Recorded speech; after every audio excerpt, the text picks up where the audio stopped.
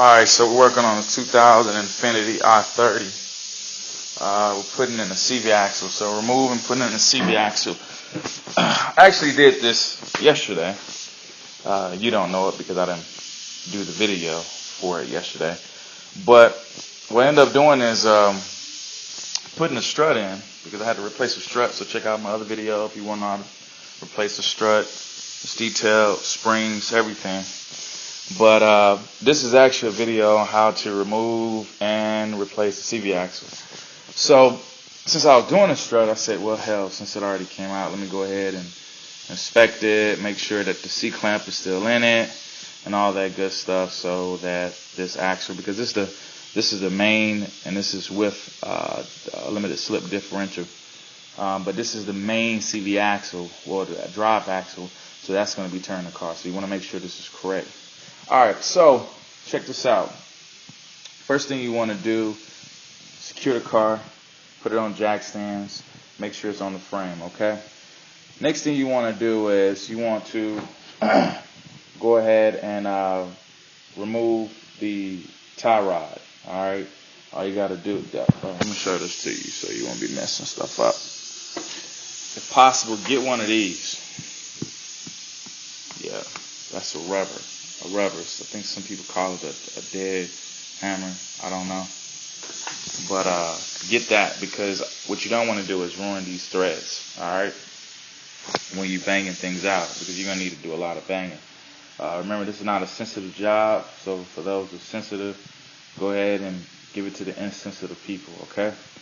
First thing you want to do is remove this tie rod. And the reason why I said I want to remove the tie rod, because I want to make sure that I got all my flexibility, all my movement with my steering knuckle, okay?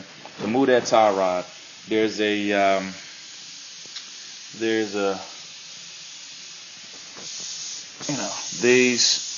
go ahead and first remove that, then use I don't know what I use, but anyway, use a bolt to, and I can tell you what I use. Let's see what that is. 3/4 to remove that. This is a metric card, so you do the math. Can't forget that when I get ready. Cannot forget that. But go ahead and remove that steering knuckle. You go ahead and bang from the bottom. First screw it out, and then use this and bang that little knuckle piece out from the bottom. Alright. Next, remove the strut bolts. That's these right here. And the whole thing will drop down. I'm looking at this right now, and I probably didn't, when I did it the first time, I probably didn't even have to take off all this extra stuff. I took off the steering. I just was trying to make sure that none of this stuff was in the way.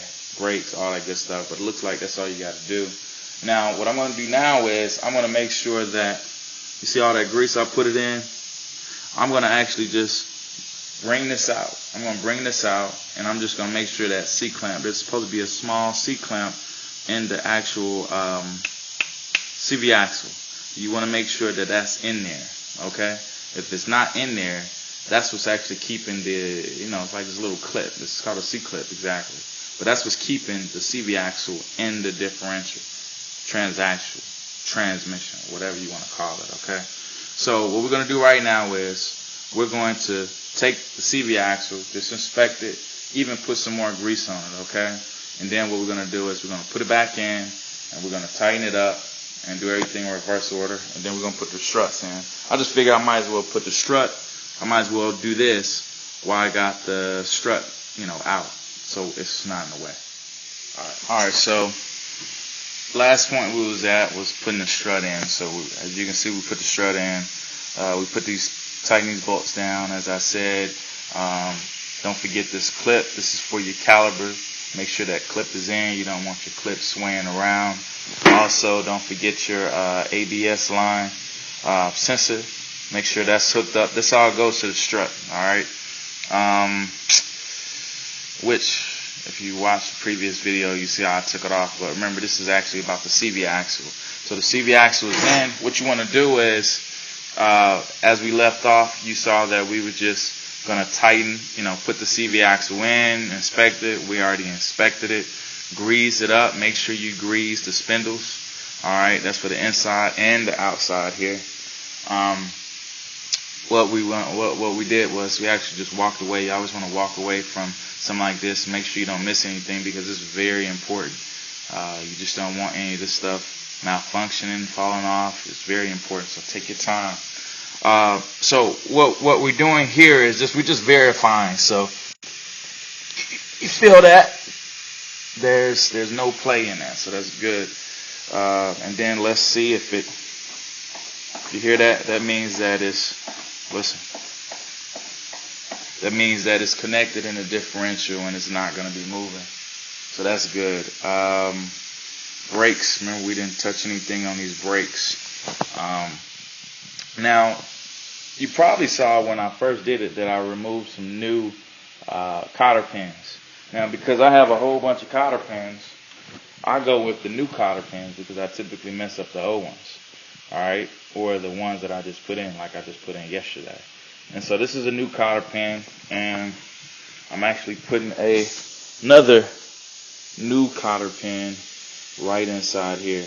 But before I do that, what you want to do is you want to put this little plate over it. That actually just locks the spindle nut in place. The washer's already in it. And we're just going to try to show you as much as we can. It's never easy trying to hold a camera and do this at the same damn time. So anyway, this is going to go on there. Alright.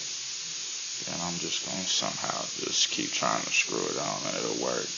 Now, while I'm doing that, remember the tie rod, all you do is just put that, you just tie that down, and then after that, put the cotter pin in.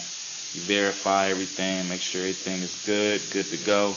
Now, I failed to mention this before, which you probably saw and figured out, but I don't have this jack here just because it looks good. You really want to use this jack to, let's see, hold on now, where that little hole at, okay, there it is. But you really want to use the jack, let me hit that down a little bit.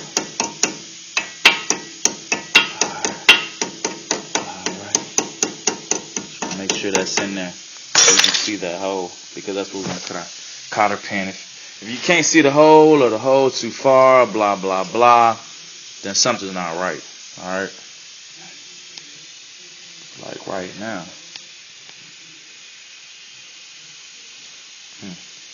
Maybe we gotta go down a little further. Alright. You saw that, y'all? You saw that? You saw that? That means that I ain't have it far enough, so just like I was telling you, I had to do that also. We're going to put this cotter pin through just like that. It's a pretty big cotter pin, but that's fine. And then we're going to take, I like to first split it open with a flathead. I just like to open it up like this. Okay.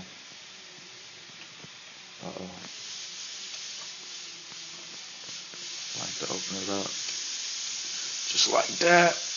Once I get it open, I take some needle nose and I'll just bend it back